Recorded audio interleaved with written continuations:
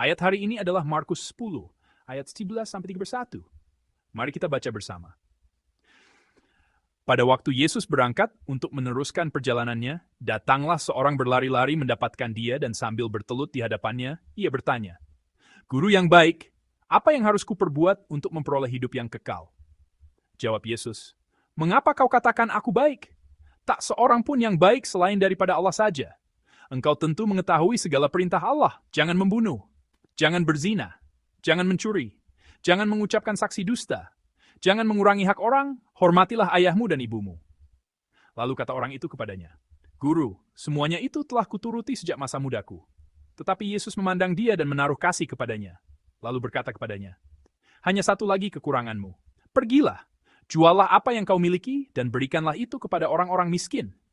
Maka engkau akan beroleh harta di sorga. Kemudian datanglah kemari dan ikutlah aku." Mendengar perkataan itu ia menjadi kecewa, lalu pergi dengan sedih, sebab banyak hartanya. Lalu Yesus memandang murid-muridnya di sekelilingnya dan berkata kepada mereka, "Alangkah sukarnya orang yang beruang masuk ke dalam kerajaan Allah." Murid-muridnya tercengang mendengar perkataannya itu. Tetapi Yesus menyambung lagi, "Anak-anakku, alangkah sukarnya masuk ke dalam kerajaan Allah. Lebih mudah seekor unta melewati lubang jarum daripada seorang kaya masuk ke dalam kerajaan Allah." Mereka makin gempar dan berkata seorang kepada yang lain, "Jika demikian, siapakah yang dapat diselamatkan?" Yesus memandang mereka dan berkata, "Bagi manusia hal itu tidak mungkin, tetapi bukan demikian bagi Allah. Sebab segala sesuatu adalah mungkin bagi Allah." Berkatalah Petrus kepada Yesus, "Kami ini telah meninggalkan segala sesuatu dan mengikut Engkau." Jawab Yesus, "Aku berkata kepadamu, sesungguhnya setiap orang yang karena aku dan karena Injil meninggalkan rumahnya, saudaranya laki-laki atau saudaranya perempuan, ibunya atau bapaknya, anak-anaknya atau ladangnya, orang itu sekarang pada masa ini juga akan menerima kembali 100 kali lipat. Rumah, saudara laki-laki, saudara perempuan, ibu, anak dan ladang, sekalipun disertai berbagai penganiayaan. Dan pada zaman yang akan datang, ia akan menerima hidup yang kekal. Tetapi banyak orang yang terdahulu akan menjadi yang terakhir, dan yang terakhir akan menjadi yang terdahulu. Amin. Saya akan berbagi firman Tuhan dengan judul Hadiah yang Tidak Diinginkan. Ada istilah hadiah yang tidak diinginkan. Hadiah yang dibungkus seolah-olah untuk orang lain, tetapi sebenarnya bukan untuk orang lain, melainkan untuk diri sendiri. Kita menyebutnya hadiah yang tidak diinginkan. Orang-orang menyebut sikap dan tindakan dalam hidup yang sebenarnya memproyeksikan apa yang diri sendiri inginkan kepada orang lain sebagai tindakan memberikan hadiah yang tidak diinginkan. Sebagai contoh, ada orang tua yang menyuruh anak-anaknya belajar untuk mencapai impian orang tua itu sendiri. Sang anak ingin menjadi penulis daripada menjadi dokter, tetapi karena paksaan orang tuanya, ia mencoba masuk ke fakultas kedokteran, lalu gagal mencapai apapun, dan seluruh hidup anak itu menjadi sulit. Sebenarnya, kasus seperti ini tidak jarang kita lihat di sekitar kita. Orang tua berkata, "Ini demi kamu, semua ini untukmu." Tetapi dalam banyak kasus, mereka sebenarnya memproyeksikan impian yang tidak dapat mereka capai kepada anak-anak mereka. Dan itu menghalangi anak untuk menjalani hidupnya sendiri. Ini sama sekali bukan untuk anak. Hadiah yang tidak diinginkan. Karena ini adalah hadiah, kita harus menerimanya dengan baik. Tetapi tidak ada seorang pun yang akan senang setelah menerima hadiah ini. Sebaliknya, hadiah itu justru menjadi beban yang sangat berat, dan terkadang bahkan menimbulkan tekanan. Bacaan hari ini adalah salah satu contoh dari kasus seperti ini, yaitu hadiah yang tidak diinginkan untuk Tuhan, semangat yang tidak diinginkan untuk Tuhan. Apa yang kita persembahkan kepada Tuhan? Kita banyak berpikir tentang kerajaan Allah. Masing-masing dari kita berpikir dan berkata, kerajaan Allah itu seperti ini, untuk masuk ke kerajaan Allah harus begini. Namun, di tengah-tengah perenungan itu, seringkali Tuhan justru tidak ada di dalamnya. Saat memikirkan dan membicarakan kerajaan Allah, orang-orang seringkali tidak memikirkan Tuhan, melainkan hanya memikirkan diri mereka sendiri. Mereka berbicara dan mencoba untuk memastikan seperti apa kerajaan Allah menurut pikiran mereka, dan apa yang harus dilakukan untuk masuk ke kerajaan Allah menurut pikiran mereka. Hadiah yang tidak diinginkan untuk Tuhan, semangat yang tidak diinginkan untuk Tuhan, adalah hal-hal seperti ini. Orang muda yang kaya yang datang kepada Yesus dalam bacaan hari ini juga seperti itu. Mari kita baca bersama ayat 11. Mari kita baca bersama. Pada waktu Yesus berangkat untuk meneruskan perjalanannya, datanglah seorang berlari-lari mendapatkan dia, dan sambil bertelut di hadapannya ia bertanya, "Guru yang baik, apa yang harus kuperbuat untuk memperoleh hidup yang kekal?" Amin. Pertanyaan orang ini adalah ini, apa yang harus kuperbuat? Seseorang datang dan bertanya di tengah jalan. Dalam Injil lain, dicatat bahwa ia adalah seorang pemuda, khususnya seorang pemuda kaya. Ia bertanya kepada Yesus seperti ini, "Apa yang harus saya lakukan untuk mewarisi hidup yang kekal?" Jadi, ia bertanya, "Apa yang harus saya lakukan?" Sebenarnya, pemuda ini adalah seorang pemuda yang sangat bersemangat. Karena itu, mungkin ia memiliki tingkat kepercayaan diri tertentu.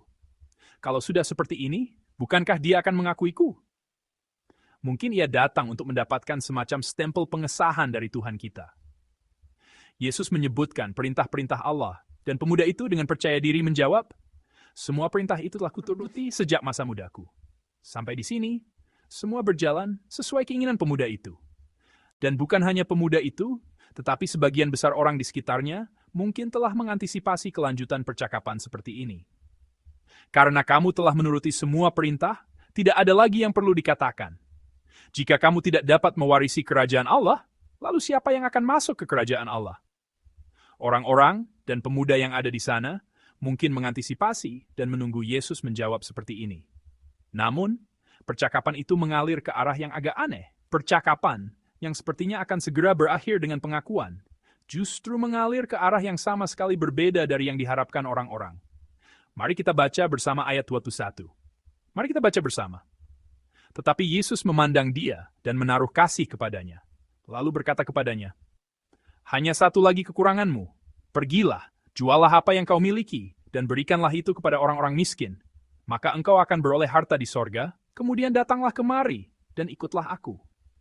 Amin. Yesus berbicara tentang kekurangan pemuda itu, yaitu ia harus menjual semua hartanya dan memberikannya kepada orang miskin. Maka Yesus berjanji bahwa ia akan memperoleh harta di sorga. Bagi seorang pemuda yang telah hidup menuruti semua perintah Allah sejak kecil, dan dengan percaya diri hidup dengan keyakinan bahwa hal itu menjamin masuknya ia ke dalam kerajaan Allah, jika orang sepertiku tidak masuk, siapa lagi yang akan masuk?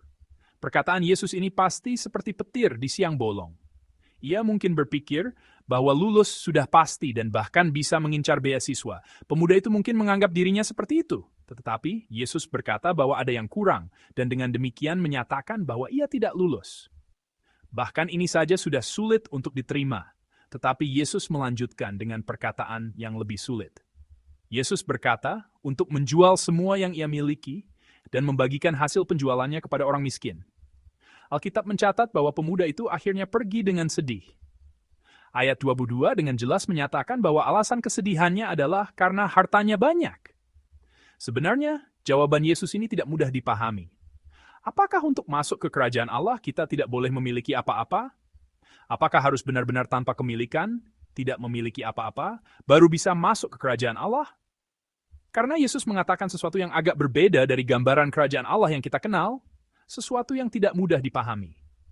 Sebuah buku yang baru-baru ini diterjemahkan mungkin dapat membantu memahami perkataan Yesus ini.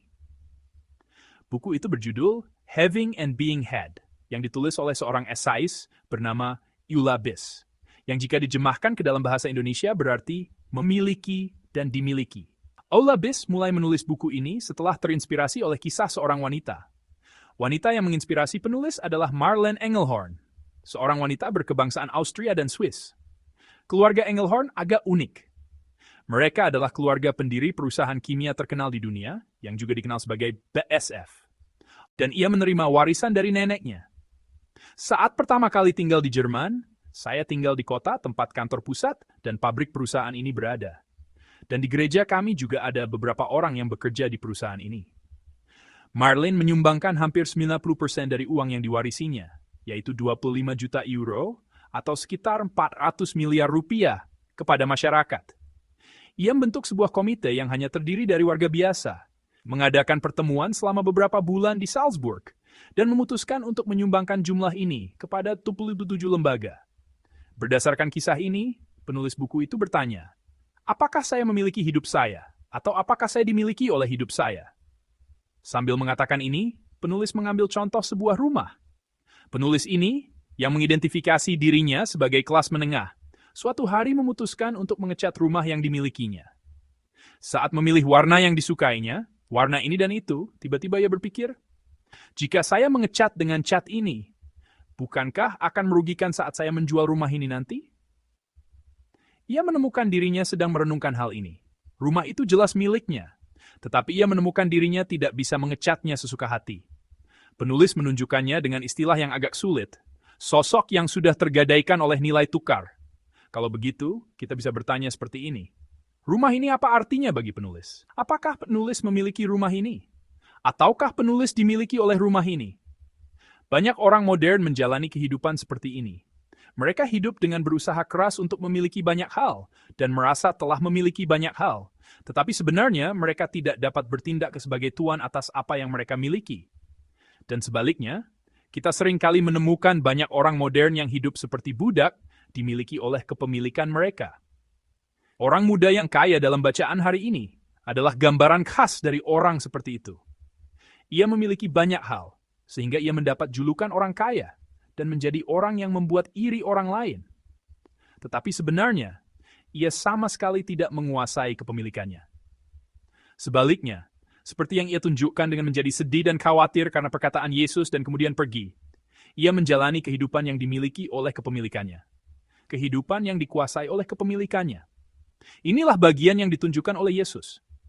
Apa yang dikatakan oleh bacaan hari ini adalah bahwa bacaan hari ini berbicara tentang kerajaan Allah. Tempat seperti apa kerajaan Allah itu? Seperti yang mungkin telah Anda pelajari saat mendengarkan banyak khotbah dan belajar Alkitab. Kerajaan Allah tidak hanya berarti suatu tempat, suatu ruang yang kita tuju setelah mati. Kerajaan Allah pada dasarnya adalah pemerintahan Allah. Kijk eens dari lepas setelah kuasa Allah berinformasi dan awazas. Kerajaan Allah. Kalau begitu, pemuda ini sekarang berada di bawah kekuasaan siapa? Apakah ia memiliki kepemilikannya? Ataukah ia dimiliki oleh kepemilikannya? Dikuasai oleh kepemilikannya? Jadi berada di bawah kekuasaan kepemilikan, di bawah pemerintahan kepemilikan? Apakah ia menjalani kehidupan seperti itu? Karena itu Yesus berkata tentang pemuda kaya itu seperti ini. Mari kita baca bersama ayat 23. Mari kita baca bersama. Lalu Yesus memandang murid-muridnya di sekelilingnya dan berkata kepada mereka, alangkah sukarnya orang yang beruang masuk ke dalam kerajaan Allah. Amin. Orang yang memiliki harta seperti Marlene Engelhorn mungkin adalah orang yang dapat dengan bebas mengelola dan menangani kepemilikan itu. Orang yang bisa membuangnya saat ingin membuangnya, seperti itulah orangnya. Namun, orang yang telah dimiliki oleh harta adalah orang yang sudah berada di bawah kekuasaan harta dan dikendalikan oleh harta. Karena itu, tidak mudah untuk masuk ke dalam pemerintahan yang baru, yaitu kerajaan Allah, ke dalam kekuasaan yang baru, yaitu kerajaan Allah. Meskipun ada keinginan untuk membuangnya, ia tidak dapat membuangnya. Ia hanyalah orang yang bahkan tidak dapat memiliki, menguasai, atau memerintah apa yang disebut sebagai miliknya itu. Kalau begitu, apakah pemuda kaya ini tidak dapat masuk ke kerajaan Allah? Para murid juga menanyakan pertanyaan yang sama di ayat 26. Jika demikian, siapa yang dapat diselamatkan? Mereka bertanya. Terhadap pertanyaan ini, Yesus menjawab seperti ini. Mari kita baca bersama ayat 27. Mari kita baca bersama. Yesus memandang mereka dan berkata, bagi manusia hal itu tidak mungkin, tetapi bukan demikian bagi Allah, sebab segala sesuatu adalah mungkin bagi Allah. Amin. Bacaan hari ini ditulis untuk menyampaikan firman ini. Kisah dalam bacaan hari ini dikisahkan untuk menyampaikan firman ini. Inilah inti dari keselamatan dan kerajaan Allah. Langsung saja pada kesimpulannya, orang-orang tidak diselamatkan karena mereka telah meninggalkan segalanya. Meninggalkan kepemilikan secara total sama sekali tidak bisa menjadi syarat keselamatan. Karena keselamatan bukanlah urusan manusia. Keselamatan hanyalah urusan Allah.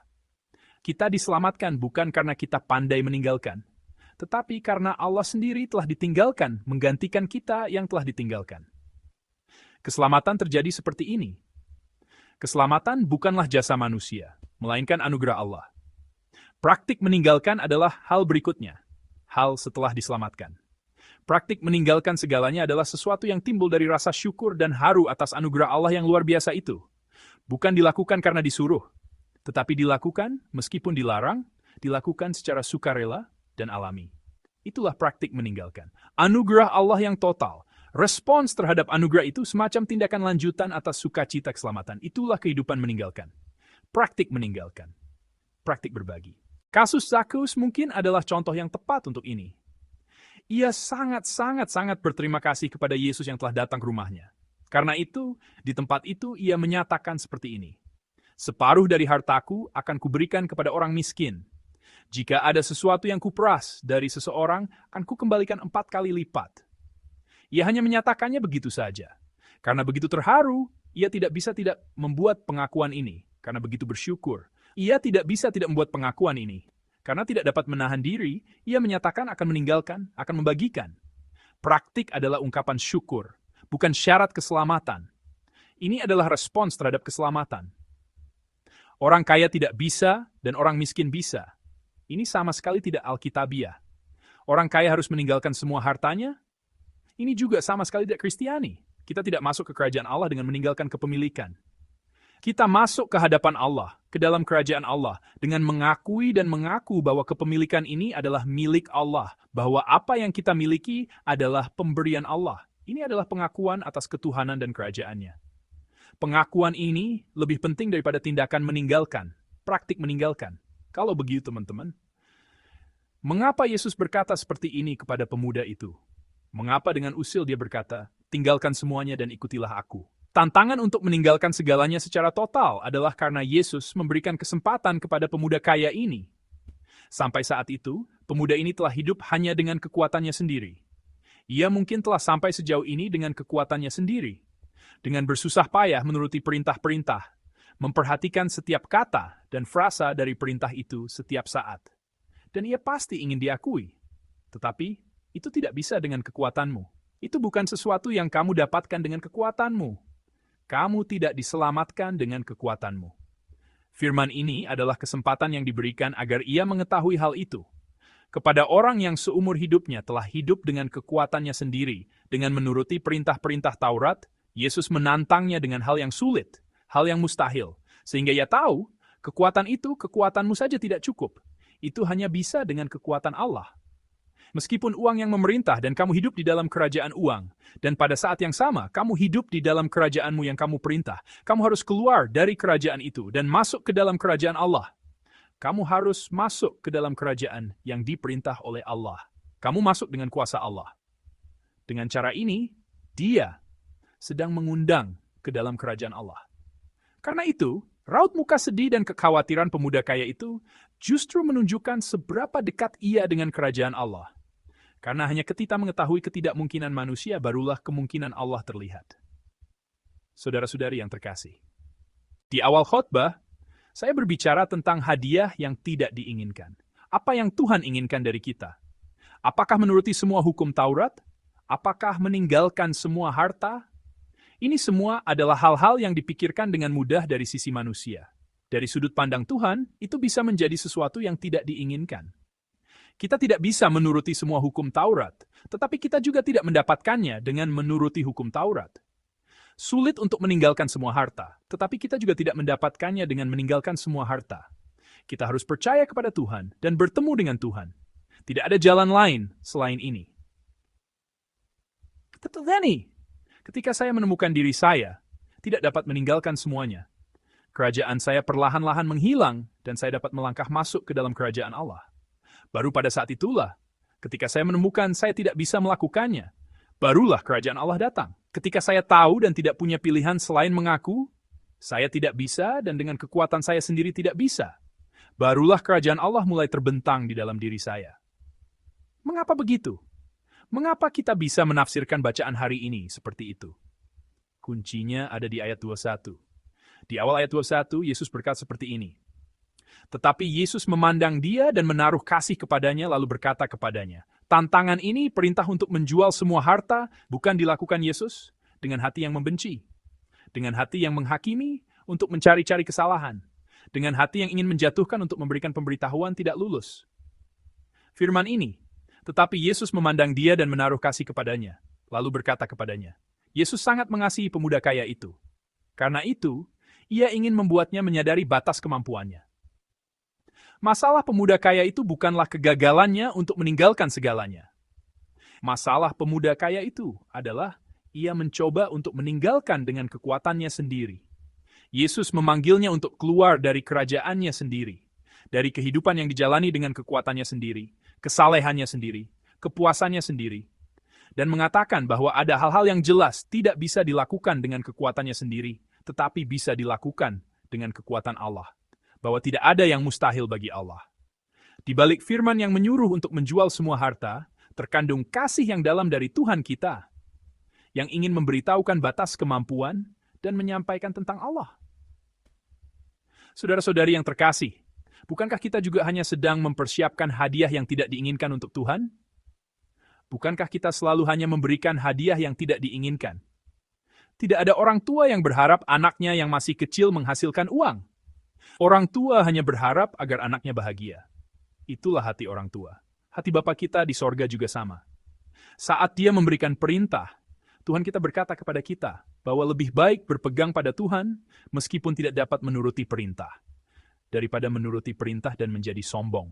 Saat Dia berbicara tentang meninggalkan, Dia juga berkata bahwa lebih baik hanya mengandalkan Tuhan meskipun tidak dapat meninggalkan segalanya, daripada meninggalkan segalanya dan melupakan Tuhan. Daripada meninggalkan segalanya dan membanggakan diri dengan berkata, saya telah meninggalkan. Bacaan hari ini berbicara kepada kita seperti itu. Saya memberkati Anda dalam nama Tuhan, agar Anda hidup berpegang pada Tuhan, mengandalkan Tuhan di dalam kerajaan Allah, di bawah pemerintahan Allah. Saya memberkati Anda dalam nama Tuhan, agar minggu ini menjadi minggu di mana Anda memeriksa dan mengalami kemungkinan Allah tepat di titik batas di mana kita menghadapi ketidakmungkinan kita. Saya memberkati Anda dalam nama Tuhan agar setiap dari kita semua jemaat menjadi orang yang mempersiapkan bukan hadiah aneh di mana saya mencoba menjadi tuan, melainkan hadiah yang utuh, yaitu Tuhan adalah Tuhanku, dan mempersembahkannya setiap hari kepada Tuhan kita. Dan saat mempersembahkan hadiah itu, kita hidup dengan menikmati sepenuhnya sukacita dan kebahagiaan Allah. Mari kita memuji Tuhan bersama sambil merenungkan firman yang telah diberikan. Tuhan kita agung dan besar kuasanya. Hikmatnya tak terhingga dan kasih setianya kekal selamanya. Dia menyembuhkan orang-orang yang patah hati dan membalut luka-luka mereka. Dia menghitung jumlah bintang-bintang dan menyebut nama-nama mereka. Dia menutupi langit dengan awan dan menyediakan hujan bagi bumi. Hai Yerusalem, pujilah Tuhan, dengan ucapan syukur datanglah ke hadapan Allahmu, menyembah di hadapan hadirat Tuhan. Mari kita berdoa bersama. Mari kita merenungkan siapa Tuhan dalam hidup kita. Bukan dengan memberikan hadiah yang tidak diinginkan, dengan mencoba menuruti perintah atau meninggalkan harta. Tetapi dengan mengakui dan mengaku apa adanya ketidakmungkinan kita, dan mengharapkan serta menantikan kemungkinan Allah. Semoga minggu ini kita menjalani kehidupan yang tinggal di dalam pemerintahan dan kekuasaan Allah. Mari kita berdoa dengan tenang dan datang ke hadapan Tuhan. Mari kita berdoa. Tuhan, terima kasih. Masalah pemuda kaya itu lebih kepada usahanya untuk meninggalkan dengan kekuatannya sendiri daripada kegagalannya untuk meninggalkan segalanya. Di hadapan berbagai masalah dalam hidup kami menemukan bahwa kami benar-benar tidak berdaya dan tidak berkemampuan. Seperti seorang anak yang hanya mengandalkan orang tuanya, biarlah kami juga hanya mengandalkan Tuhan seperti anak kecil dan melangkah maju. Biarlah kami semua menjadi orang yang mengalami kemungkinan Allah di tempat di mana kami menemukan ketidakmungkinan kami. Kami sangat berharap untuk tidak hidup di negara kami sendiri yang dijalani dengan kekuatan kami sendiri, tetapi untuk tinggal dan hidup di kerajaan Allah yang dijalani dengan mengandalkan kekuatan Allah. Dalam nama Tuhan kami Yesus Kristus kami berdoa. Amin.